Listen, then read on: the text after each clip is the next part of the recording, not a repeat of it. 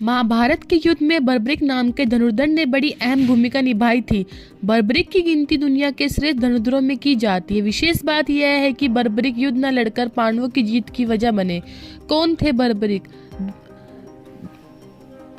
बर्बरिक भीम के पुत्र घटोत्कच के पुत्र थे। बर्बरिक को आरंभ से ही धनुष विद्या में रुचि थी। बर्बरिक को भगवान शिव ने वरदान दिया था कि वह अपने 3 बाणों से 3 लोग जीत सकते हैं।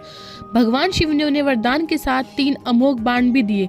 जहाँ महाभारत का युद्ध आरंभ हुआ तो भगवान कृष्ण इस बात को जानते थे। भगवान श्री कृष्ण का जब हुई चिंता महाभारत के युद्ध को लेकर, भगवान श्री कृष्ण को यह भय सताने लगा कि अगर बर्बरिक युद्ध में शामिल हुए और कौरवों की तरफ से यदि युद्ध किया तो पांडवों की हार सुनिश्चित है। बर्बरिक को हारे का सहारा कहा जाता है। भगवान की चिंता थी बर्बरिक हारने वाली सेना का साथ देंगे और कौरवों की इस युद्ध में हार हो रही थी। इसलिए भगवान श्री कृष्ण ने बर्बरिक को युद्ध से दूर रखने की युक्ति निकाली। अर्जुन के साथ बर्बरिक से मिले भगवान श्री कृष्ण भेष बदलकर भगवान श्री कृष्ण अर्जुन के साथ बर्बरिक से मिलने पहुंचे। बर्बरिक युद्ध के लिए निकलने ही वाले थे। बर्बरिक की तरकश में 3 ही तीर देखकर ब्राह्मण का भेष धारण कृष्ण ने उनका मजाक उड़ाते हुए कहा कि चुनौती दी, और अगर श्रेष्ठ धनुर्धर है तो सामने खड़े पीपल के पेड़ के सारे पत्ते एक ही तो तीर में गिराकर दिखाए।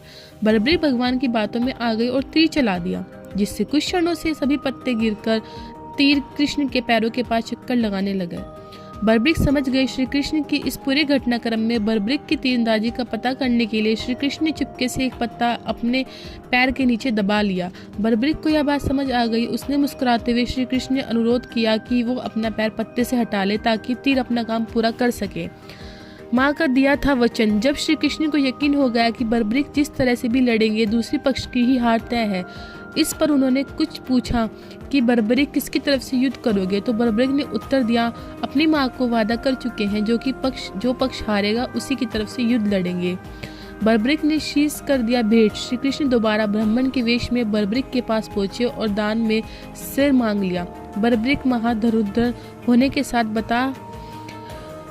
बात के धनी भी थे और वचन के पक्के थे। बर्बरिक ने अपना शीश काटने से पहले भगवान से विनती की वो सिर्फ एक बार अपने वास्तविक रूप के दर्शन करा दे। भगवान श्री कृष्ण ने विनती स्वीकार कर ली और अन्य कोई इच्छा बतलाने को कहा। तब बर्बरिक बोले कि वो कटे सिर के साथ ही पूरे युद्ध देखने की इच्छा है। श्री कृष्ण ने उनकी इस इच्छा को पूर्ण किया और बर्बरिक का सिर समीप ही एक पहाड़ी जिसे खाटू कहा जाता है वहां स्थापित हो गया। यहाँ से बर्बरिक ने पूरे युद्ध को देखा। कलयुग में बने हारे का सहारा। इसके बाद श्री कृष्ण ने बर्बरिक को एक वरदान दिया कि कलयुग में लोग उसे कृष्ण के अवतार की तरह पूजेंगे। आज इस स्थान को खाटू मंदिर के नाम से जाना जाता है, जहां पर बर्बरिक खाटू श्याम के रूप में पूजा की जाती है।